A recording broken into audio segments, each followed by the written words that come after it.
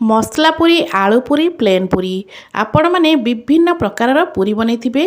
आज चलतु मटर मसाला पूरी बनैबा। कचोड़ी आउ पूरी दुईटार स्वाद आपण मैंने ए गोटे रेसिपी रे पाइबे। नमस्कार, मु रश्मि यूट्यूब रे आपण समस्त को स्वागत। आशा करुच्ची आपण मानकु आज रेसिपी निश्चय पसंद आसीबो।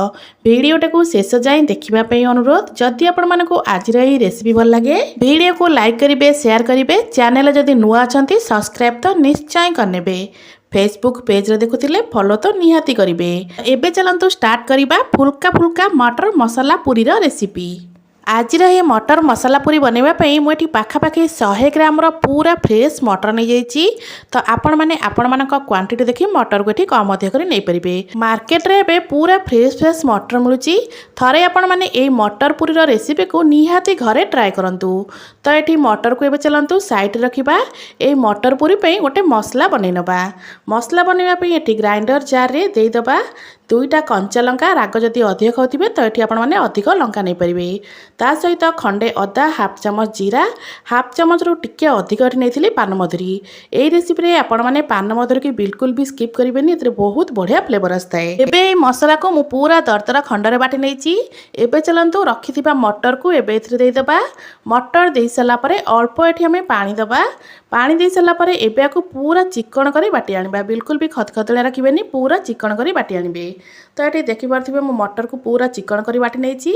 एबे चलतु जो थे आम चकटिबा अटा ना से मटर बटा को देदेबा। ता सहित ये देदेबा गोटे छोट बाउल हाफ बाउल भाया सुजी देले कौन हम ना पूरीटा पूरा आमर क्रिस्पी बनब।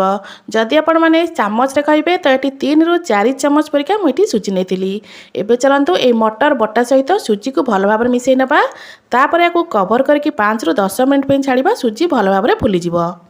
5 ରୁ 10 मिनिट पर एबे चलतु कवर काढ़ा। तो ये देखिपे सुजी ये फुली जाइए। तो एबे चलतु एथिरे आमे मसला ऐड करबा। मसला रे एठी मुझे हाफ चामच भाया धनिया गुंड, हाफ चामच रे अल्प कम नहीं गरम मसला, हाफ चामच नहीं हलदी गुंड। ता सहित एठी मुझे हाफ चामच जुआणी। जुआणी रे फ्लेवर तो भल आए। ता सहित पेट पाई मध्य बहुत भल। तो जुआणी को हाथ में एमती टिके मक्ची नेबे। तापर जुआणी को ये देदेबा। एबे देदेबा ये हाफ चामच धला राशि। धला राशि खाइबापी तो भल लगी था। ता सहित देखिए बहुत सुंदर लगी था। जदि आपण मन पाखे धला राशि नथिबो तो आपण माने स्किप करें। ता सहित स्वाद अनुसार लुण अल्प देइथिली तेल। एबे ढेर सारा देदेबा धनिया पत्र दे सारा पर एबे मसला को सुजी सहित आमे भल भाव में गोलई नबा। तो ये सुजी तो आमर भल भाव में फुली जाइए।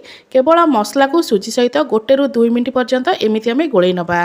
1 ରୁ 2 मिनिट गोलई सारा पर एठी आमे ऐड करबा अटा। एठी 100 ग्राम मटर पई पाखापाखि गोटे बाउल अटा नहीं। आपण माने आपणक क्वांटिटी देखी अटा और मटर को कम अधिक करी नेबे। तो ये अटा दे सारा पर प्रथमे बिल्कुल भी पानी देबेनी। सुखिलारे आकु एमती चकटिबे। जदि आपण मानकर मटर रे अधिक पानी थिबो तो यही सुखिलारे ही चकटी हिजिबो। जेहेतु मो मटर को बाटला बेले बहुत कम पानी देथिली, मोर एठी अल्प टिके पानी दरकार हेतला। बेसी पानी भी नुहे, बहुत कम पानी। तो देखंतु आकु सुखिलारे मैं एमती चकटी सारा पर अल्प टिके टिके पानी एमती छिंचिका आकु आमे चकटी नबा। गोटे बाउल अटा को चकटिया पई पाखापाखि 1 ରୁ 2 चामच मोर पानी एठी आवश्यक पड़िथिला। तो मोटी अल्प अल्प पानी छिंचिका 1 ରୁ 2 चामच भाया हम पानी यूज करी। तो अटा ये देखिपे पूरा भल भाव में चकुटी हो गलानी। तो 3 ରୁ 4 मिनिट चकुटी सारा पर गोटे सॉफ्ट डो आमर एठी पूरा रेडी। तो अटा तो ये भल भाव में चकुटी हो सारा। एबे चलतु आपको आम कवर करके पाखापाखि 5 ରୁ 10 मिनिट पे छाड़िबा। एमती 5-10 मिनिट छाड़देले कौन हम ना अटाटा पूरा सॉफ्ट हो पूरी मध्य बहुत बढ़िया बनब। अटा को ये घोड़े रखिबार पाखापाखि 10 मिनिट हो गलानी। 10 मिनिट पर एबे चलतु छोट छोट गोला बनैबा। जेमिति आमे घरे नॉर्मल पूरी बनाती बस सही टाइप रो छोट छोट गोला बनै सारा पर ताको हाथ रे एमती भल भाव में गोल गोल करनेबे। सेम प्रोसेस रे एबे चलतु सबु जाक अटा रे आमे छोट छोट गोला बनै नबा। प्रथमे एमती हाथ में गोला बनैकी रखिदेवे। तापर आपण मैंने पूरी बेलिबे आउ छाणिबे। यहाँ बहुत इजी होता है। तो सेम प्रोसेस रे मुझे सबुजाक गोला बनै नीची। तो एबे चलतु आपको आम बेली नबा। बेलिबा पई बेलना पट्टा उपरे एठी 2 ରୁ 3 ड्रप भाया तेल दे दूची। तेल अल्प दे सारापर गोल बन रखि रुटी को यही तेल टिके एपट सेपट करनवा तापर आपको आम बेलिबा। तो आपण मैंने ये पूरी साइजटा को बेसी मोटा बनइबेनी कि बेसी पतला बनइबेनी जेहेतु यहाँ को आम सुजी अल्प देते तो ना ही बेसी मोटा बनइबे ना ही बेसी पतला बनइबे। तो देखिपारे यहाँ जमी मुझे बनई पूरी को आपण मैंने सेमती ये पूरी को बनइबे। देखिए पूरी गुरा पूरा फुल्का फुल्का ही मैंने फुल गोटे पूरी बनई सारा एबे चलतु सेम प्रोसेस रे आमे प्रथमे 5 ରୁ 6टा भाया पूरी को बेली नवा तापर आपको आम छाणीबा। तो ये मुझे प्रथमे 5 ରୁ 6टा पूरी बेली नहीं एबे चलतु गरमा गरम तेल रे यही पूरी को सब छाणी नवा। पूरी को बेलिबा समय मुझे तेल बसई गरम होगापी तेल ये पूरा भल भाव में गरम हो गलानी। तो ये चलतु गोटे गोटे कर सब पूरी को आम छाणी नवा। प्रथमे ये पूरी को दे सारापर गैस फ्लेम को हाई रखिथे। हाई फ्लेम रे आपण मैंने यही पूरी को छाणीबे। तो देखिए ये पूरी फुलवाई किसी सेकेंड टाइम नहीं थाए।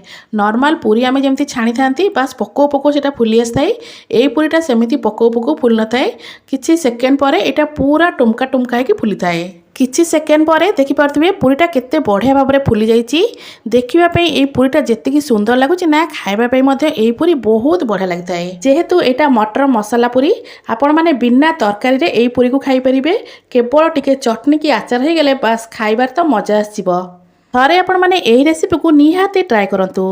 आशा करुच्ची आपण मानकु आज रेसिपी निश्चय पसंद आसथिबो। पुणी आसीबे गोटे नुआ रेसिपी नहीं से पर्यंत रहउची। नमस्कार, जय जगन्नाथ।